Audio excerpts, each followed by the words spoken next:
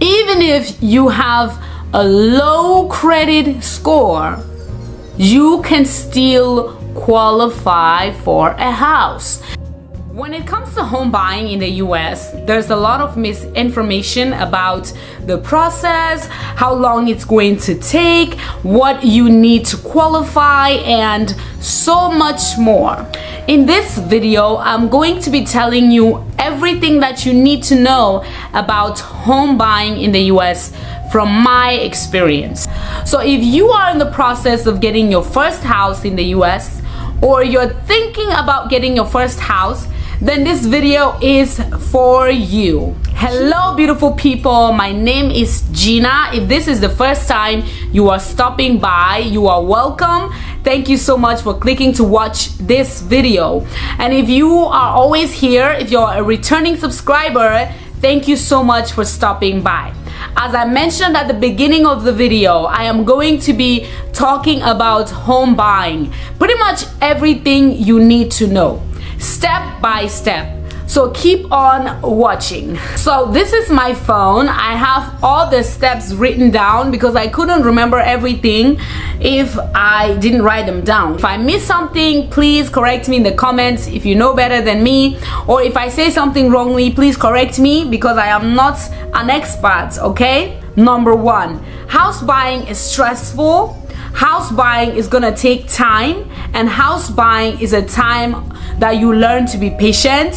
House buying is definitely worth a while, but in the end you're going to be happy. Like it is going to be one of the best things that happen to you. Like buying a house in the US is like, it's going to be something that you will celebrate, okay? You will be happy in the end. So just endure all the stress, endure all the pain, and get through it until the end so you can celebrate. What does pre-approval mean to a new home buyer? So what this means is you have basically contacted a lender. They have applied for a loan on your behalf based on the information that you give them, and you qualify. You pretty much qualify. They are willing to work with you if you can meet certain conditions. You need to get pre-approved before even bothering to search for a house, because you may search for a house, you find it, and you are not even approved for a loan. So make sure that you are pre-approved before starting the house search, or you can do them together. Do house searching and try to get pre-approved as well. Next, working with a real estate agent and a lender is very important. If you don't have a real estate agent, go to Zillow, go to Realty, like all these websites that have houses, they will have real estate agents for you. You need to get connected with one, work with them, because they will do a lot of the stuff that will stress you out. Like they will handle all the stress on your behalf. I cannot stress this enough. Get yourself a real estate agent, a good one. Make sure you are specific regarding what you want. And as you're working with your real estate agent, also stay in touch with your lender. Like provide them the documentations they request.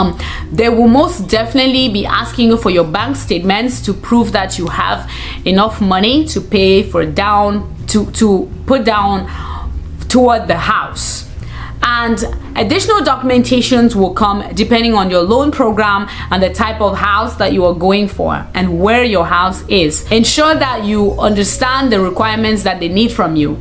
If you don't understand something, make sure that you ask your lender. The next thing about home buying is house hunting.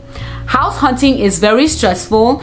You will find a house that you love so much, but then you find out that someone already made an offer and they're willing to buy the house. It may happen a couple of times, but just be patient. Keep looking. Don't settle for less. Keep saying what you want. If you want 3 bedrooms, 2 baths, stick with that. Don't change your mind along the way. Just know that the first house that you go to see, that may not be the house that you end up buying. It may be the house that you like very much, but it may not be the one you end up buying. The next thing I have on my list here is making a choice. I just talked about that. Making a decision on a house can be a little bit tough sometimes, but just know that you should be making a choice on a house that you really, really love, not a house that you feel like, okay, you're tired and you need to pick. Don't feel that way. Make a choice on a house that you like.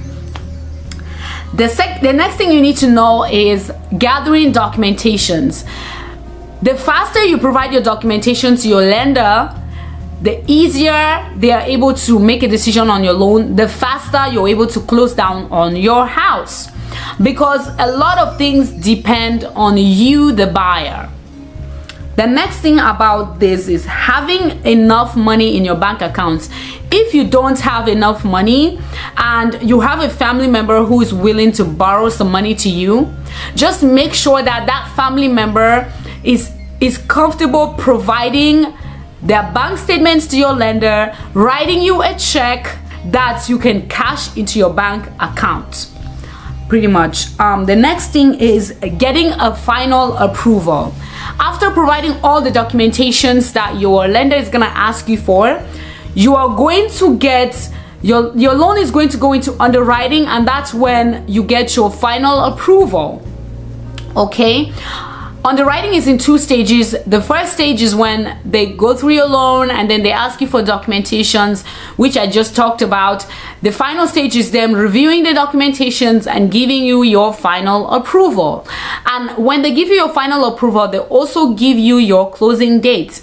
Usually they tell you when your loan is supposed to close at the very beginning, but it doesn't mean it has to close on that day. The day that you really want to take serious is the day that they give you after the final approval. The next thing about home buying is closing.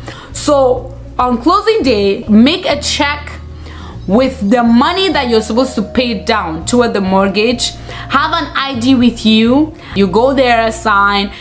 They read all the disclosures and disclaimers to you. Make sure you read them, okay? If you read something on documents that you do not want to continue with the house buying process for that house, you are okay to change your mind. The next thing is, what does primary homes mean versus investment property? The reason I included this here is because when you're buying a primary residence, which means a house that you will be living in, at closing, they require you to move into that house within 30 days. But if it is an investment property, they require you to have a rental agreement prior to closing. I'm not exactly sure how different lenders do it, but I know that they need a rental agreement that someone will be in that house after closing. So that's why I included this here. So depending on the purpose you're buying that house, have that in mind, that if you're going to be living there, you need to move in within 30 days. The next thing that you need to know is mistakes to avoid in this process. The first mistake that you want to avoid in this process is to rush it. Don't rush it. Just go with the flow, provide the documents on time, work with your real estate agent, ask them questions. Also, stop listening to people who know nothing about home buying. Use Google, use YouTube. This video is probably a good resource for you. Do your research. Don't let people who don't know anything tell you rubbish, because a lot of people have held back on their house buying process just because someone told them lies. Don't listen to lies, okay? The last thing on my list is basically advice that I want to give to new home buyers. Congratulations if you've decided to buy your first house. Congratulations in advance if you are thinking of buying your first house. These are a couple of things that I would like to say to you. Don't worry, everything will work out perfectly. If they deny you a loan, ask them why, so that you can adjust those things next time. Because the fact that you've been denied a loan the first time doesn't mean they will not consider you the next time. Also, even if you have a low credit score, you can still qualify for a house. And by low, I'm talking about 630, 650, 640. That's what I mean by low. I'm not talking about 500, because that's very low. So you can qualify for a house even with a low credit score. Just know that it will depend on your lender and what they will need from you. That is the end of today's video. If you all need more information or you have more questions, please leave them down below. Subscribe to my channel so that when I answer your questions, you will be the first to see the video. Thank you so much for watching. I will see you all in my next video. Don't forget to share this video to someone who will benefit from it. I love you all. Bye. Mwah.